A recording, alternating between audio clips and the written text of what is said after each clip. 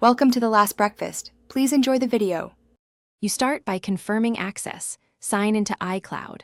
Com with your Apple ID.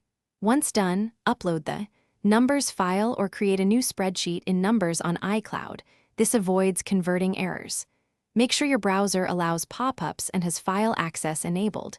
You should also open a local folder where you'll download exported files. This first step gets you into the Numbers web app, which is the easy way to use Apple Numbers on Windows without installing anything extra. Now you'll work inside the Numbers web interface. You can edit cells, apply formulas, and use templates much like on a Mac. The web version keeps core functions intact. When you need native Windows compatibility, export the sheet as Excel, XLSX, or PDF using the tool's export option. Once exported, download to your local folder and open in Excel or another Windows spreadsheet app. Remember to save periodically and keep a backup in iCloud to avoid losing changes. To finish, verify the exported file opens correctly in Excel. Check key formulas and table layouts.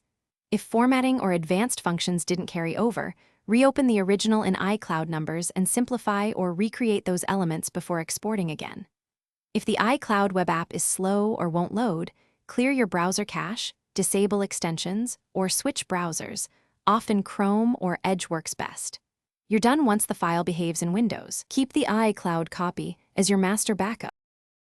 Thanks for watching. If this was helpful, leave a like and consider subscribing. See you next time.